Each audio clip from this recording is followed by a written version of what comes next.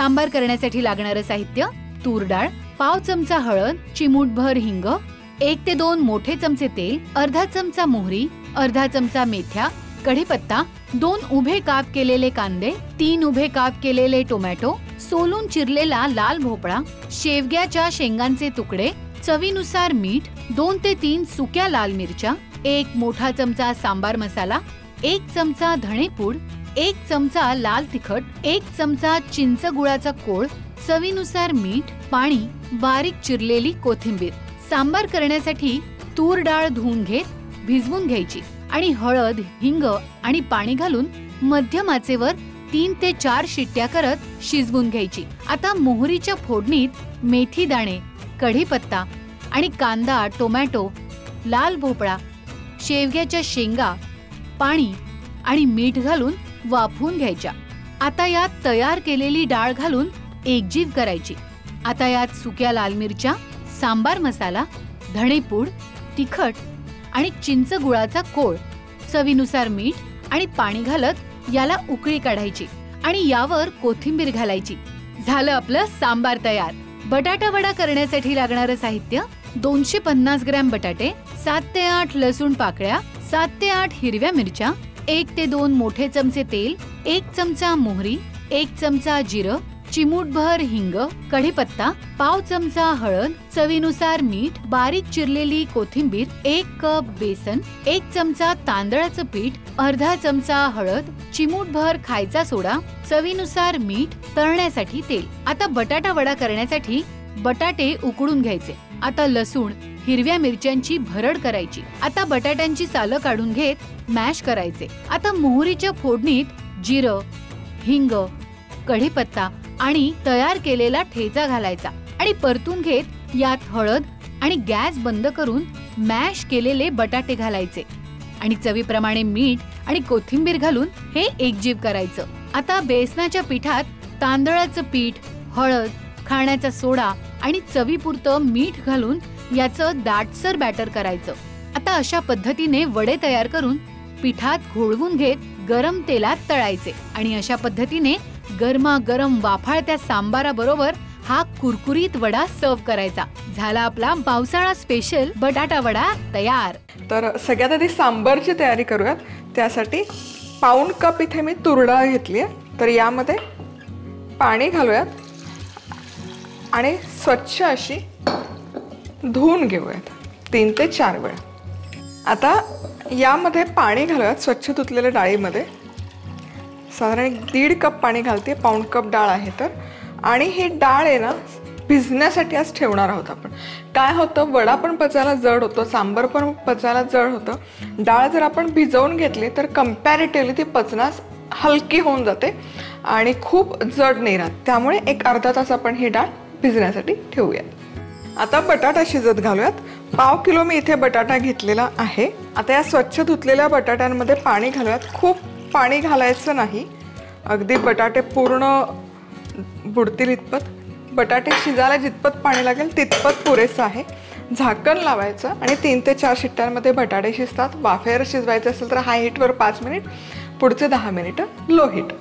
आता एक बेसिक वाटण तयार करून घेऊयात बटाटा वडा बनवण्यासाठी. सो इथे 7 ते 8 लसूण पाकळ्या घेतलेल्या आहेत आणि 7 ते 8 हिरव्या मिरच्या. सो बेसिकली जितका बटाटा आहे, 7-8 बटाटे असतील तर प्रत्येक बटाट्याला 1 असं मी प्रमाण घेतलेलं आहे. पण तुम्ही तिखट नसाल खात तर कमी घेतलं तरी चालेल. या जरा कमी तिखट मिरच्या, त्यामुळे बऱ्यापैकी मी घेते. आता याची ओबडधोबड अशी पेस्ट तयार करूयात.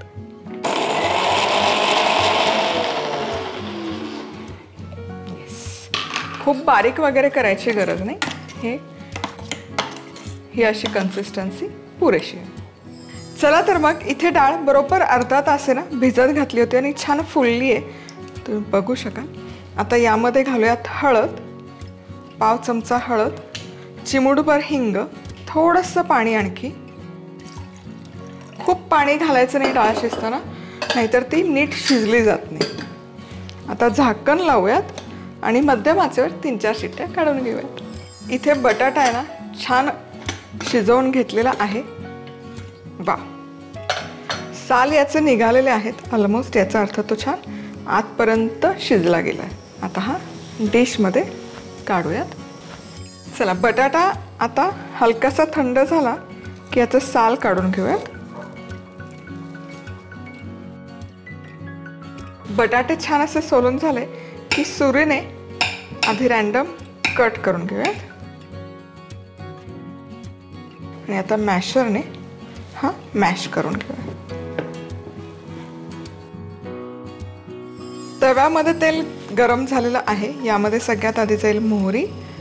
आवाज यायला लागला की यामध्ये घालूयात जिरं, कढीपत्ता.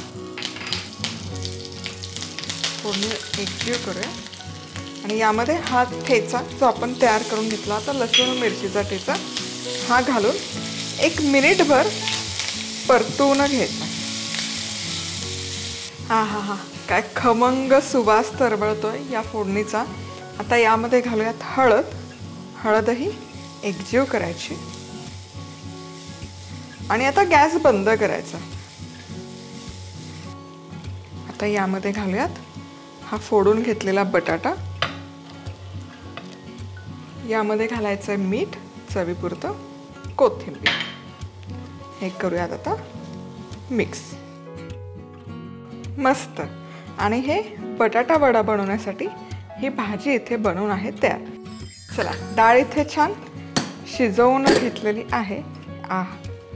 मस्त अशी एकजीव झाली, तुम्ही बघू शकाल.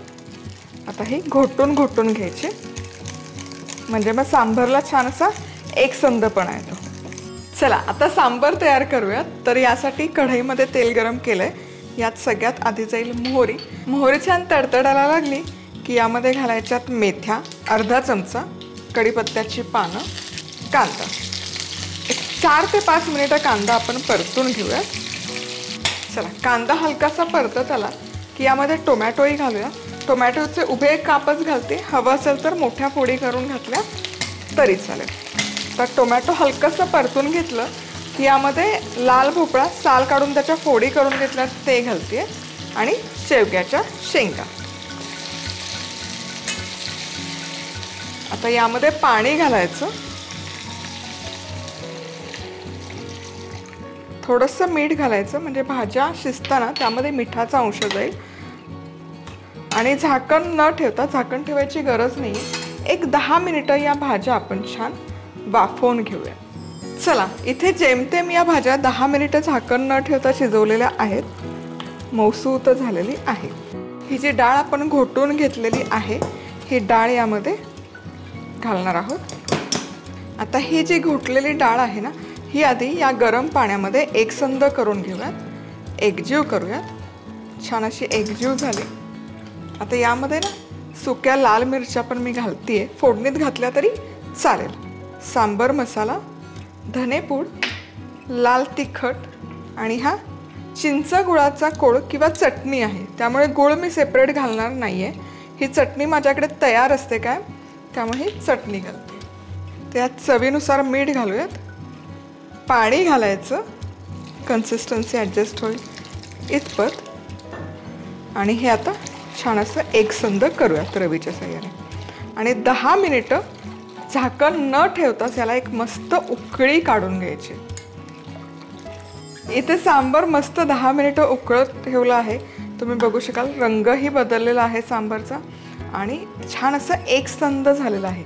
आत्ता जरी सैल दिसत असला तरी जसं जसं थंड होतं ना तसं ते दाटसर होतं, पण जो एकजीवपणा हवा, एकसंधपणा हवा, तो खूप छान या सांबरला आलेला आहे.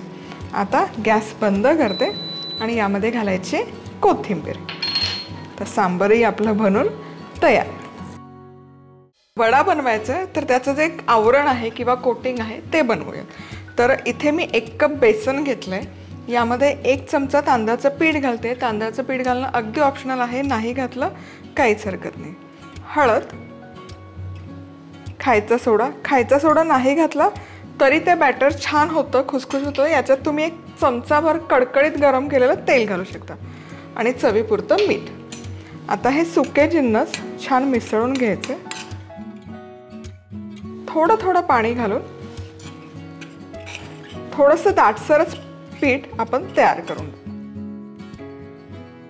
चला, आता हे पीठ बनवून तयार आहे आणि बघू शकाल छान असं दाटसर झालंय पण सरसरीत आहे. आता हे मुरण्यासाठी एक 10 मिनिटं बाजूला ठेवू. आता हे बटाटा भाजीचं सारण आहे याचे गोळे तयार करूयात. तर शक्यतो आहे ना वडा सांबारचा वडा आहे ना चपटा चुपटा नसतो, छान असा गुबगुबीत आणि गोल गरगरीत असतो.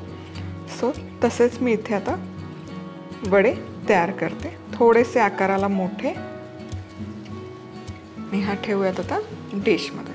आता याच पद्धतीने आपण आपले सगळे वडे तयार करूयात गोलूमोलू. आता वडे तळूयात. तर इथे पीठ 10 मिनिटं मुरण्यासाठी ठेवलं होतं, बेसनचं पीठ. आता जे आपल्याला वडे तळायचे आहेत तो एक एक वडा या पिठामध्ये घोळवून घ्यायचा छान सगळ्या बाजूने. छान त्याला हे बेसन पिठाचं कोटिंग आलं पाहिजे.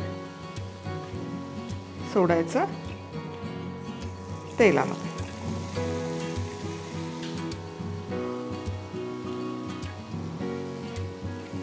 आता हलकंसं एक बाजू झाली याची तळून की हा लगेच उलटवून घ्यायचा आणि सगळ्या बाजूने असा छान तळून घ्यायचा. चला, वडा खमंग असा तळूनच झालेला आहे. अफलातून दिसतोय वडा. क्या बात आहे. चव भन्नाट लागते. आता वडा काढूयात. बघा काय मस्त कुरकुरीत झालेला आहे, क्रिस्पी होतो एकदम. जबरदस्त दिसतोय हा वडा. आता हा सर्व करूयात. तर गरमागरम वाफाळतं सांबार आणि त्यावर हा मस्त कुरकुरीत वडा. आहा हा, हे म्हणजे ना हे कॉम्बिनेशन म्हणजे स्वर्ग सुख आहे असं नक्की मी म्हणू शकते. कमाल. पुन्हा भेटूयात अशाच मस्त रेसिपीसोबत. तोवर मस्त राहा, खुश राहा, आनंदी राहा आणि सगळ्यात महत्त्वाचं खात राहा.